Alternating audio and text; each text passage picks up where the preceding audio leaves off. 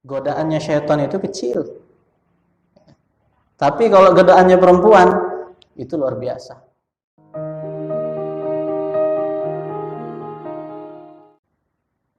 Makanya selalu ditekankan ada 4 hal yang menjadi musuh utama kita untuk mendekatkan diri kepada Allah Subhanahu wa taala. Ada 4 hal. Yang pertama, syaitan. Jelas, syaitan itu iblis dan kroni-kroninya dan tentaranya semuanya itu sudah bersumpah. Iblis itu sudah bersumpah di hadapan Allah akan membawa manusia sebanyak-banyaknya untuk menemani si iblis nanti di neraka. Musuh pertama, iblis. Yang kedua, hawa. Yang ketiga, nafsu. Hawa nafsu. Hawa itu yang terlintas di dalam hati, keinginan kita. Itu hawa. Nafsu mewujudkan daripada lintasan tersebut. Hawa nafsu. Nah, ini terkait dengan godaan perempuan. Makanya hawa nafsu ini harus betul-betul kita kendalikan. Jangan sampai diikutin terus selama bangun tidur sampai tidur lagi ikutin nafsu terus. Jangan.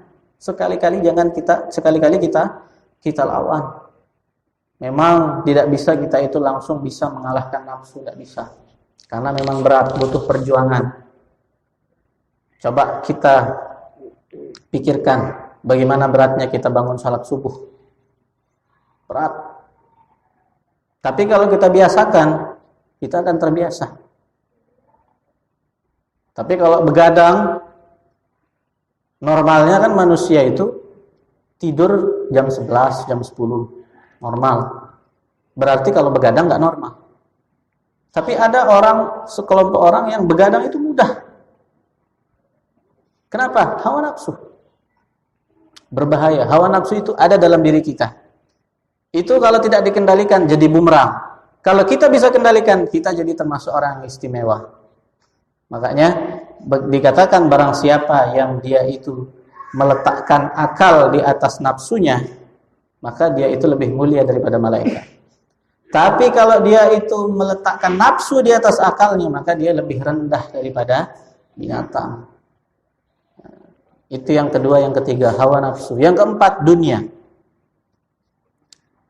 Jadi 4 musuh utama kita untuk mendekatkan diri kepada Allah, untuk menambah kecintaan kita kepada Nabi. Selama 4 hal ini masih menggerogoti kita, masih terkait dengan kita, maka selamanya kita itu nggak akan sampai. Selamanya kita itu sholatnya berat. Selamanya kita itu mau membaca sholawat itu berat. Selamanya kita itu mau bersedekah berat. Jadi singkirkan dulu 4 ini, lawan dulu. Jadi kita harus kenali. Jadi nafsu syaitan itu seperti apa, godaan-godaannya, bentuknya, jebakannya, tipu dayanya. Kemudian hawa dan nafsu bagaimana modelnya. Baru kemudian dunia, seperti apa kita cipta, seperti apa kita menggunakannya. Jadi dunia itu jangan sampai ada di hati kita, cukup di tangan kita. Cukup kita hanya pegang uang sekian, jangan sampai masukkan dalam hati. Sehingga kalau seandainya dicabut oleh Allah Subhanahu wa taala, maka kita tidak ada masalah karena cuma di tangan saja. Tapi kalau sudah ada dalam hati, kita punya motor baru. Tiap hari kita lap. Tiap hari ada lecet sedikit, sumpek. Itu menunjukkan apa? Dunia di dalam hatinya. Tergores sedikit, wah marah. Menunjukkan apa? Dunia dalam hatinya. Akhirnya apa? Diperbudak oleh dunia. Ya apa enggak? Punya mobil mewah, baru, lecet sedikit, marah-marah. Bahkan sering saya temukan, ada orang pakai sepeda motor takut lewati jalan yang ada airnya, takut dihindari, la ilaha illallah. Sampai segitunya. Sampai segitunya. Nah, ini menunjukkan apa? Diperbudak dunia. Ya.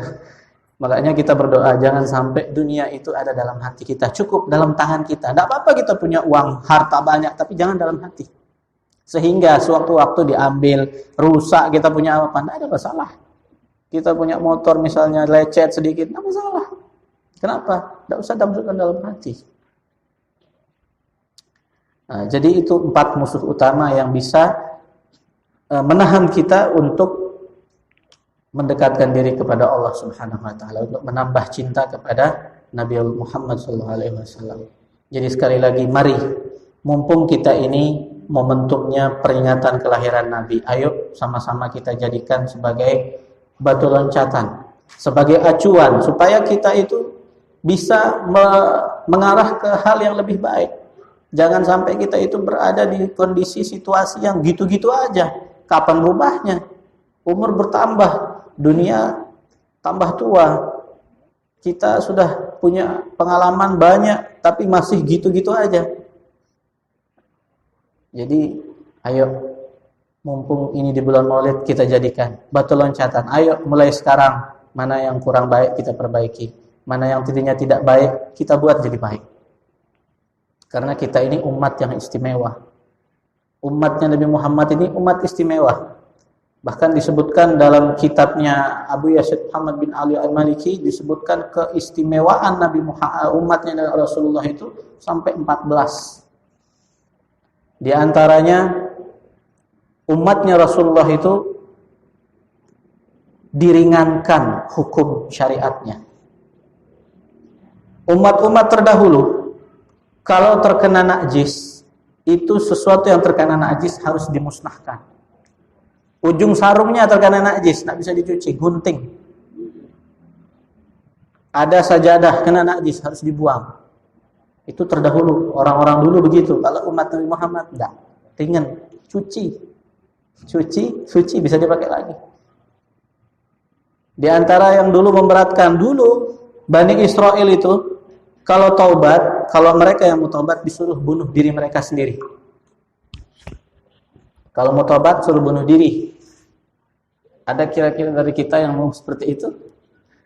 Tidak ada. Kalau kita cukup dengan kita itu beristighfar, bertekad untuk tidak mengulangi lagi, menyesali apa yang kita sudah perbuat, sudah diterima kita punya taubat. Kalau dulu Bani Israel harus bunuh diri mereka sendiri. Kalau enggak, taubatnya enggak diterima.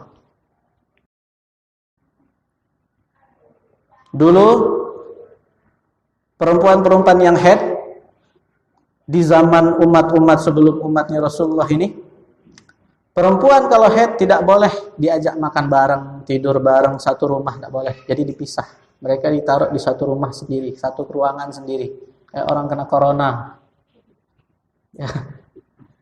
Kalau sekarang enggak. Enak enggak jadi umatnya Nabi Muhammad? Nikmat enggak jadi umatnya Rasulullah? Itu di antara keistimewaan.